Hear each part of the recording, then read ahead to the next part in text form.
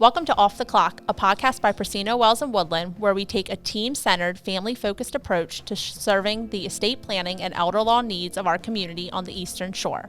I'm Jessica Whaley, one of the attorneys with PWW Law, and today I'm joined by Andrew Parsell with Parsell Funeral Homes. We are excited to discuss and share end-of-life planning decisions, so let's get started. Thank you for joining me today, Andrew. Thank you for having me, Jessica. It's a pleasure to be here. So we just wanted to have you with us today just to talk a little bit about what we might see on the other end. So a lot of times we send our clients for pre-planning with funeral homes in terms of Medicaid planning, things like that. And a lot of our clients have questions about funeral plans in general, especially when we're talking about the estate planning and everything like that.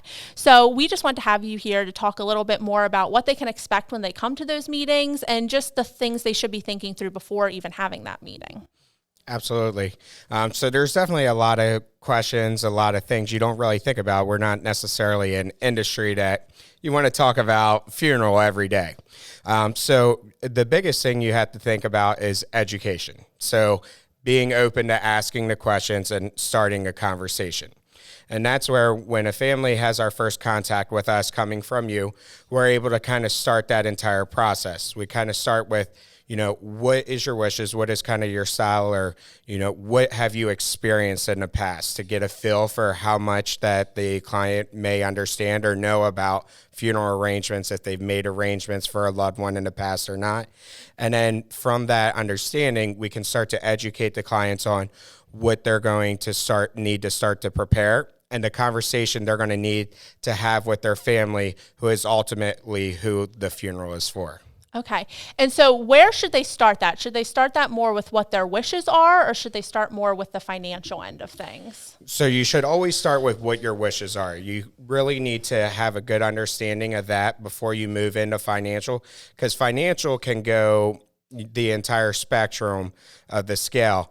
And, ultimately we can tailor a plan that is exactly what your wishes are, as well as tailored to your budget. But if you start with the budget, then it's going to be so open, and we aren't going to really be able to help hone in on what your family's wishes and needs actually are. Okay.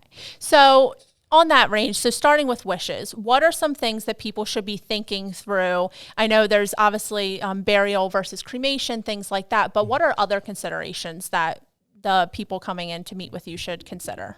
So when considering that that concept of burial versus cremation, that's almost a concept of, all right, that's my final disposition. Either I'm going to be cremated, or I'm going to go to a cemetery, or I might even be cremated and then still go to a cemetery.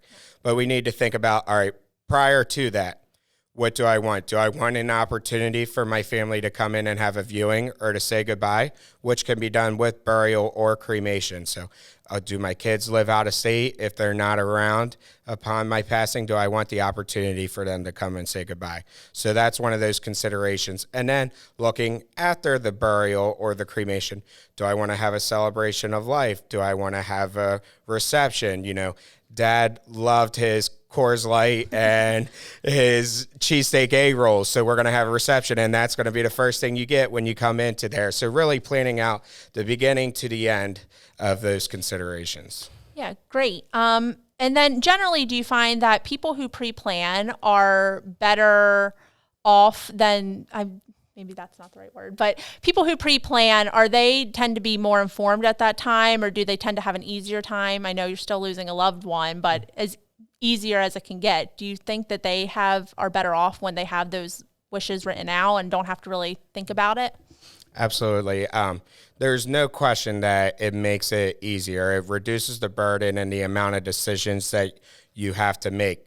When we think about the things that are most important in our life, we always plan for, or even consider a wedding. We take a year to plan out a wedding for that one day that's super important, and we want it to be perfect. Well, hey, with a funeral, you're celebrating 70, 80, 90 years of life. And you want that funeral to be perfect, and you want it to tell your story and be everything you want. So why not spend a little bit of time planning it? And then when the funeral actually comes, all you need to do is worry about being with your family and emotionally supporting each other, because all those other decisions have been made. Okay.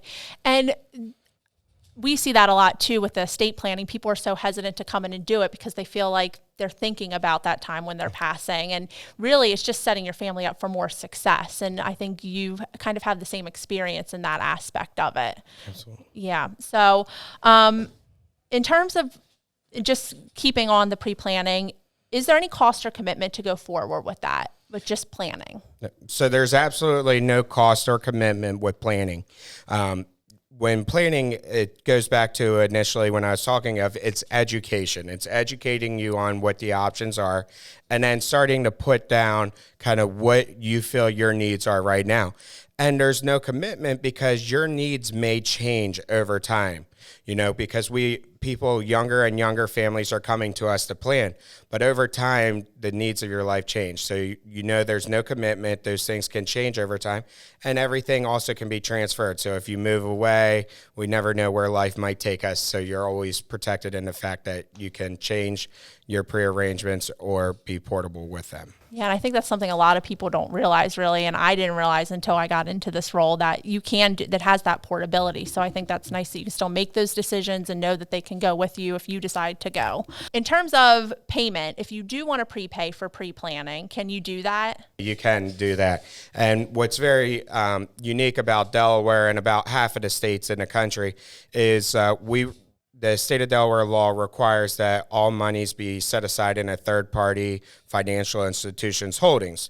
Therefore, those monies are secured and bonded federally and will always be there for use of need at the time of a passing. And so that's important because that kind of goes along with the portability aspect of being able to transfer your arrangements to a different funeral home. If one goes out of business or you move, you're always protected. So that's really important, and that's something you want to know. The local state laws, depending on where you're pre-arranging. Okay. But then taking it a step further with paying your arrangements, you have options to either pay it in a lump sum or you can make payments monthly for up to 10 years. So there's a lot of options to be able to create something that's budget friendly along with your estate planning. Yeah, and I was going to ask you is the different funding options, but you covered it there. And then in terms of the insurance policies or having it set aside with that third-party financial institution, is that something with like life insurance that people should be thinking about updating their beneficiaries if they do move, or do they need to think about that? Or so that works a little bit differently because it's not a traditional life insurance type of policy, and that's why it's so important to have something like this for your funeral expenses, is because a traditional life insurance policy, you have beneficiaries and they have up to 6 months to pay their beneficiaries. So your traditional life insurance policy isn't always an applicable usage for payment for your funeral expenses. With this type of policy, the way it works is the beneficiary is traditionally the estate for any excess funds. And then what happens is at the time of need, whatever funeral home performs or services that funeral at that time, you as the family would sign a letter of performance stating that they performed and did everything that I asked them to do. And it pays the funeral home immediately within 24 hours. Okay, that's great. And then also in terms of prepaying, is there any benefit to the family for doing that? Absolutely. So with prepaying, there's several different benefits that you can have. One of them being there's the opportunity to guarantee the pricing of services and merchandise, which is a great concept because inflation is always going to go up. Things are going to change. And when you're making an estate plan or a budget for your future, for your retirement, you want to know that, hey, if I make this investment into my pre-plan, that it's going to take care of it at the time of need. I'm not going to have another bill on top. So there's a great opportunity with that. And that's also important in circumstances such as a Medicaid spend down, where you can take and you're making the policy irrevocable so it can't be cashed out. But you also need to make sure, hey, if I'm not going to have any assets because I'm going to be on Medicaid, that those funds are going to be enough to take care of my funeral expenses whenever I should pass. Yeah, and that's a strategy we always discuss with our clients in the asset protection department when they're trying to qualify for Medicaid, is that planning, prepaying. And it just kind of plays into everything about the fact we want to focus on your family and treat them as if they're our own and making sure they're taken care of. And that's one of the best vehicles, I think, for spend down, because it is taking care of something and taking some burden off your family on the back end too. Absolutely. Just in talking, declaration of disposition of last remains, where does that come into play for you? So that's a vehicle we use, not often. We often try to lend to more to them writing a memo about their wishes, to have them actually pre-plan, come to you and pre-plan, or we use it in very limited circumstances. So on your end, how does that benefit you? If they, I guess more or less, if they don't pre-plan, does it come into play if they do pre-plan, things like that? Well, so the declaration of last disposition basically designates what your ultimate wishes are for cremation or burial, for your final disposition. And then you could take it a step further and designate some specific services as well. And that's really important because when you have in your will that it says, hey, I want to be buried or I want to be cremated, that's all still dictated by whoever is the executor of the will. Well, if that executor's, let's say your attorney or somebody that you want to do financial things, you might not necessarily want them to be the one making your funeral arrangements. So the declaration of last disposition allows you to appoint that specific person you would want to do, or it makes it so that we don't even necessarily need any authorizing party because you've already secured your pre-authorization through completing that declaration. So it's kind of hand in hand with pre-planning. It's just a different vehicle, more or less. Absolutely. Great. And it just helps guide you. So that really helps as well. And then on the other end of things, so one thing people always come back to is the obituary. And so some of the most memorable obituaries that I've seen aren't just the standard so-and-so passed, here's their loved ones, but really plays into it. And I think it comes more from the person who has passed or someone very close to them with direction. So in your line of work, do you see a form that's really helpful, or it's just something for people to think through that you find helpful when thinking about the obituary? Absolutely.